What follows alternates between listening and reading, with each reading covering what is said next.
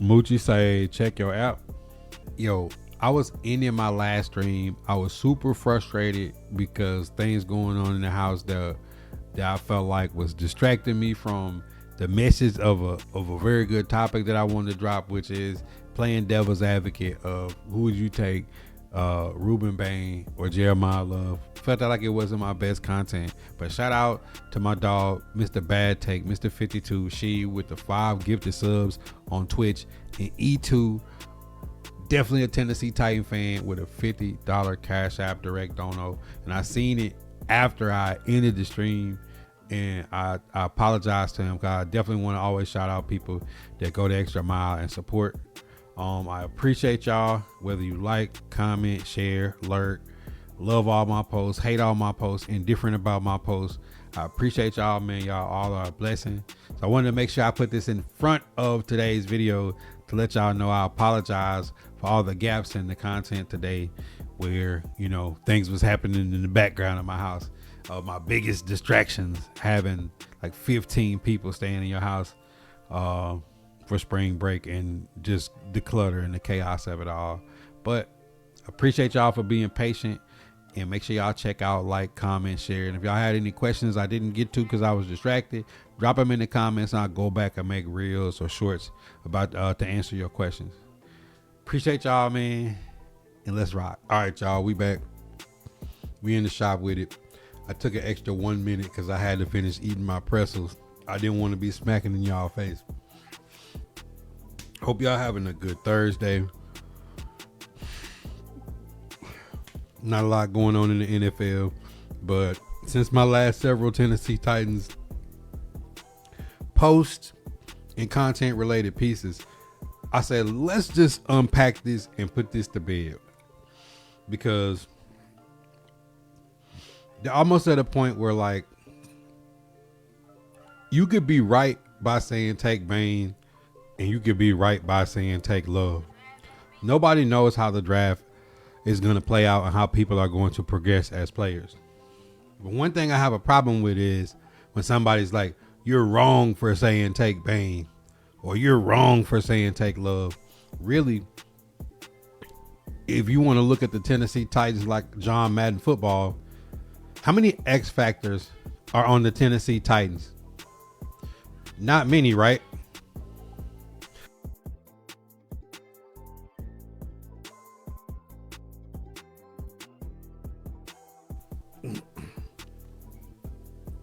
There's not many X factor players on the team, right? Tennessee Titans 53 looks better than it did last year, obviously. But it's at the point that when you're going into the draft and they have all this extra cap space now going forward, the Titans need to add star power.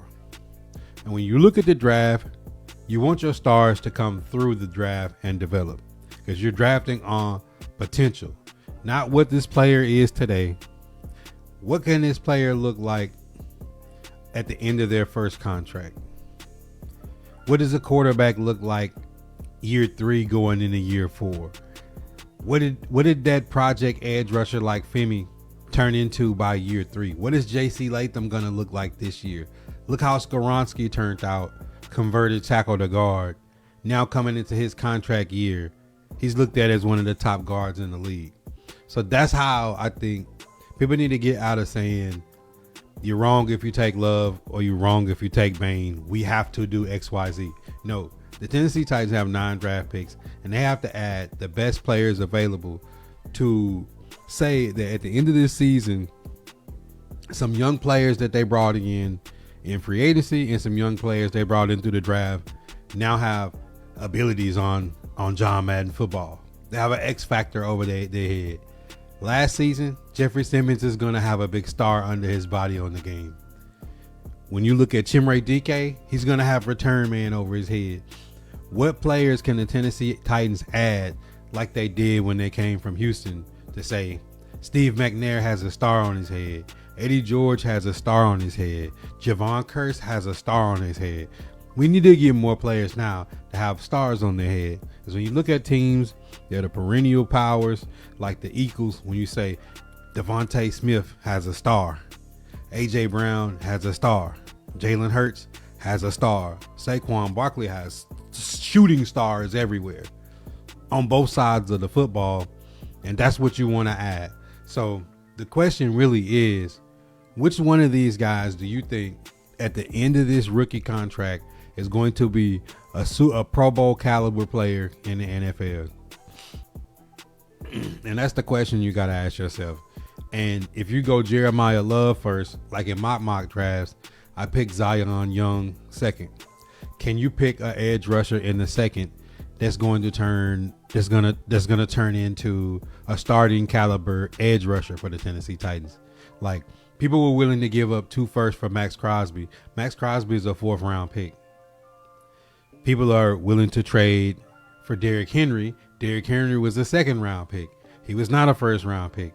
So I think, you can get star players in any round. Obviously, Tom Brady was the final round, Mr. Irrelevant damn near. But you just got to look at this draft and say, can the Tennessee Titans draft and develop stars? They haven't been able to do that in some time and retain them. So that's why I think when you're looking at this draft, I don't think you're going to be wrong going either way, because there may be another running back in the draft that winds up being a better running back than Jeremiah Love. Could it be Jarian Price? Could it be Mike out of Arkansas? Can it be Jamari Taylor out of Virginia? Can it be Henry out of UTSA? Is it Nick Singleton? There's a lot of these teams that had 2 backs that were really good on their teams, like Notre Dame, Penn State.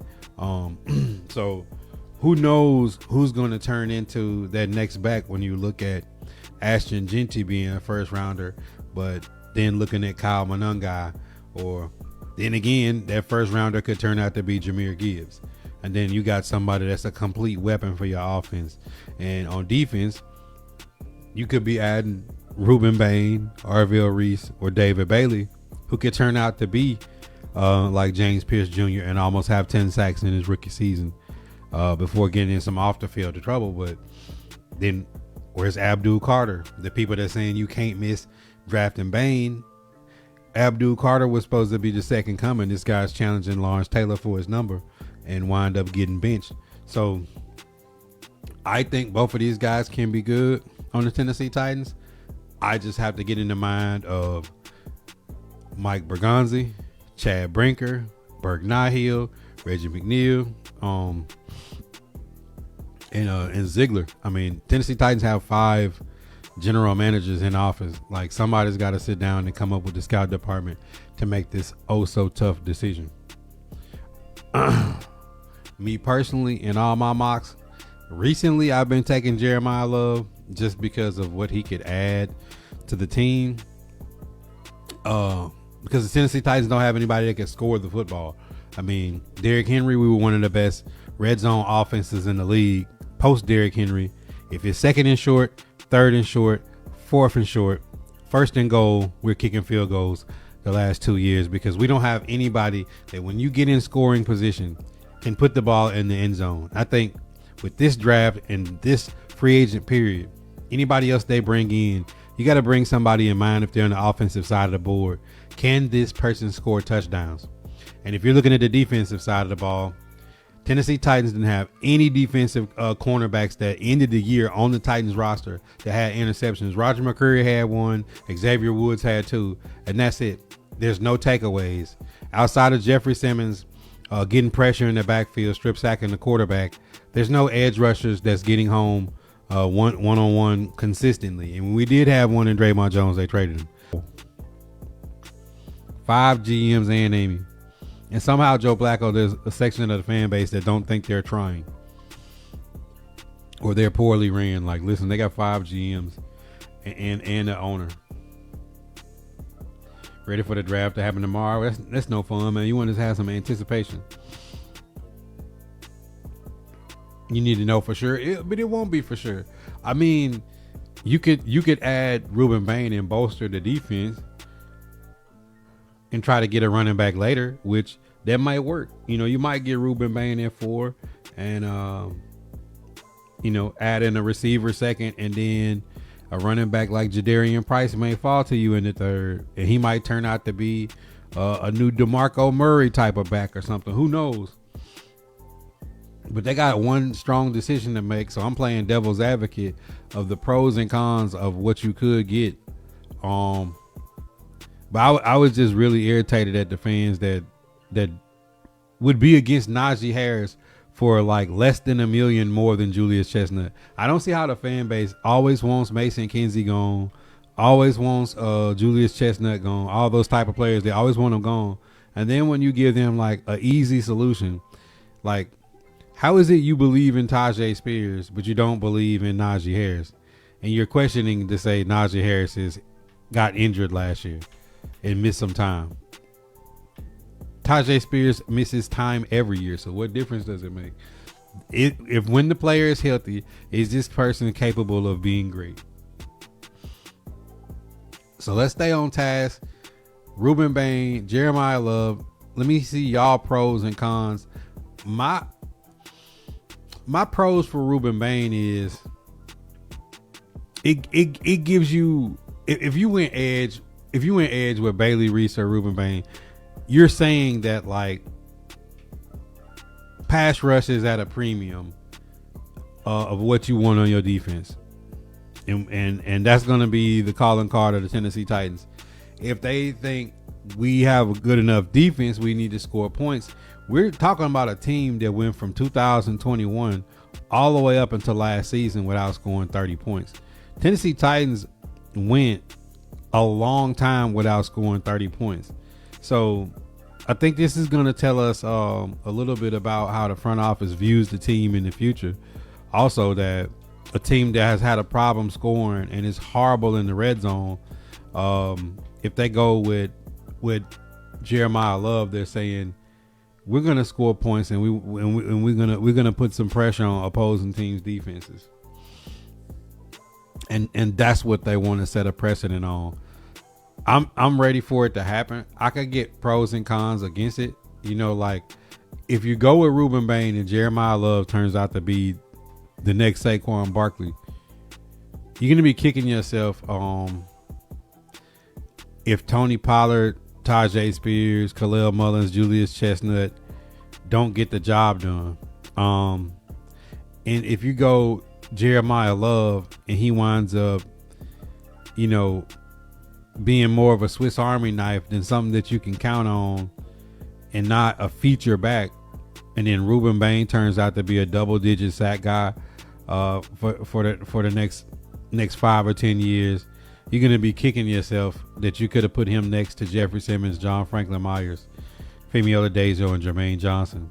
Because the scary part about it is Jermaine Johnson has only got a 1-year deal, and we still don't know if Femi's going to turn out to be the player that we want him to be. And that's a scary thought. I'm just thinking of the last 2 years. Tennessee Titans defense was not the problem in the first halves of the season. The problem was we could not score, and we could not pick up first downs. We could not flip the field. So if I'm going on that merit, if the last two things I did was draft Jeremiah Love, sign Najee Harris, and draft one more receiver at pick 65, 101, at one of those two picks, like I would be very content coming in the next season, offensively, barring that, you know, they bring back Zietler and make a decision at center. What if at 2 or at 3, Jeremiah Love and Ruben Bain are both gone? See, we playing devil's advocate today, and I'm having some real fun with this. What if the Jets and the Cardinals take Ruben Bain and Jeremiah Love off the board, or like let's say the Jets take Ruben Bain at 2 and the Cardinals trade out and another team behind trades up into 3 and drafts Jeremiah Love in front of us. You know, like that's also a thought. You know, what if they're both off the board and we're sitting there at 4 and there's no Love or Bain? I'm pretty sure people at this point seeing Arvell Reese's pro day would probably start screaming for David Bailey. Like if you cut Pollard and put that like if you cut Pollard right here and put $7 million in your pocket, and you move Khalil Mullins to the Julius Chestnut role, Tajay Spears is running back 3.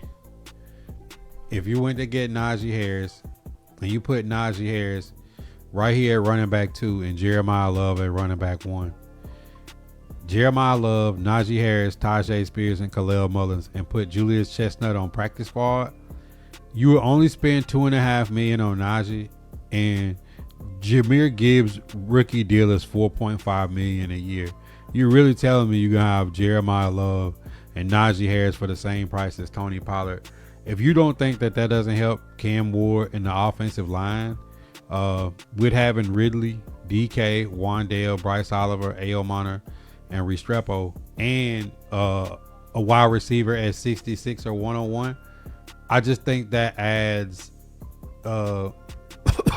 some level of dynamic that we haven't seen on our offense since probably like when we had Julio, AJ, and Derek.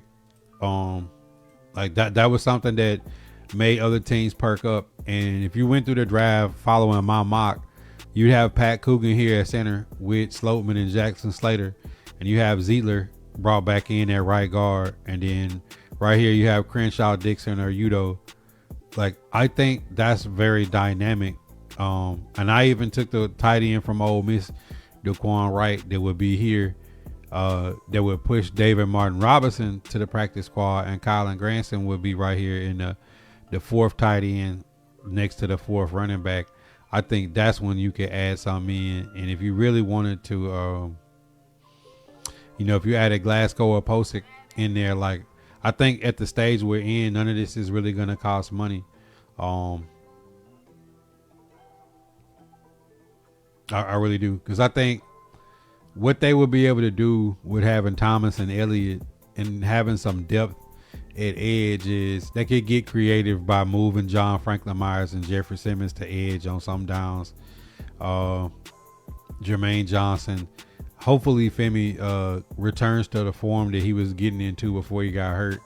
And then still getting another edge rusher in the draft, a young, developmental edge.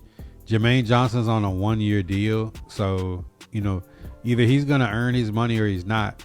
And I just think this is a situation where the Tennessee Titans could put a way, way, way, way, way better product on the field by if you go Ruben Bain, Arvell Reese, or David Bailey, and you strike out at your running back positions, and you bring back what we have now in the running back room with Tony Pollard, Tajay Spears, Khalil Mullins, and Julius Chestnut, I just don't see that as something that's going to put any fear in any defense.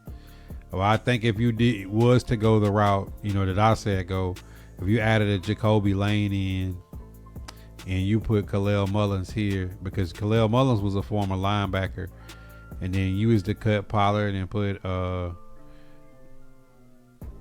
if you was to cut Pollard and put Najee Harris there for $2.5 million, like, I mean, nobody gonna tell me that this doesn't look like an offense that can move the ball and score in the red zone. I think every single position across the board would be increased.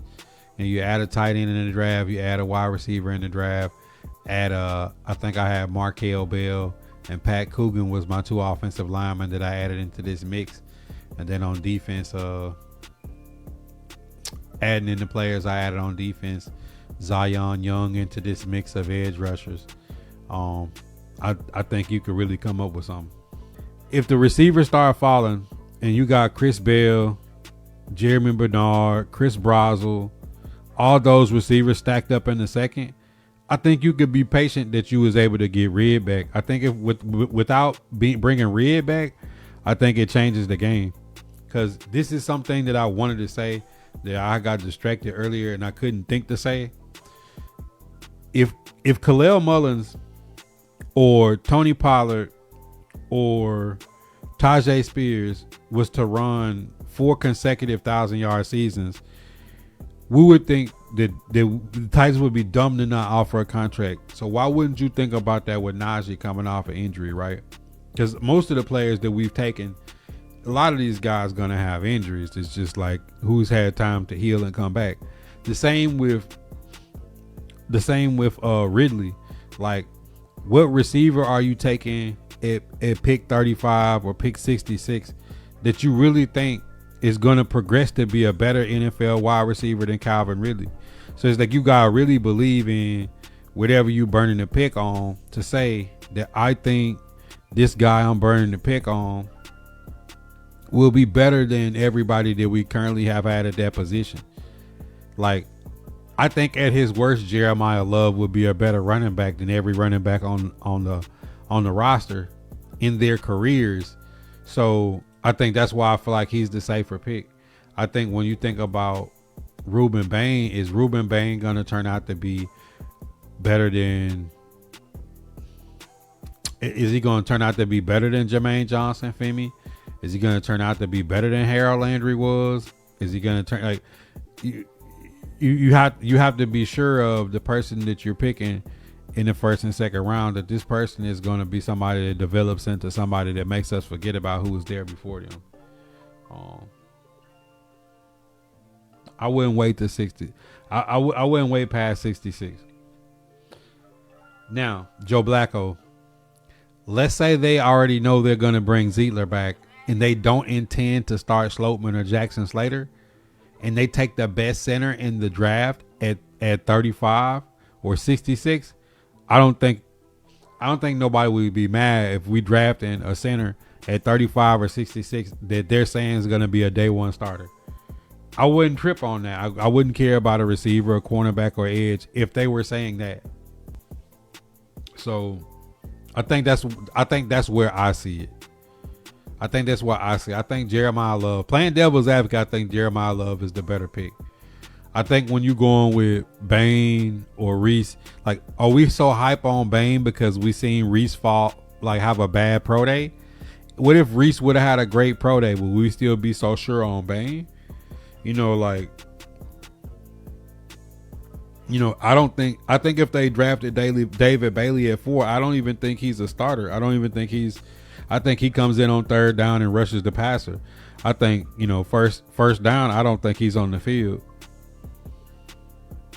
That's just my thought. Right?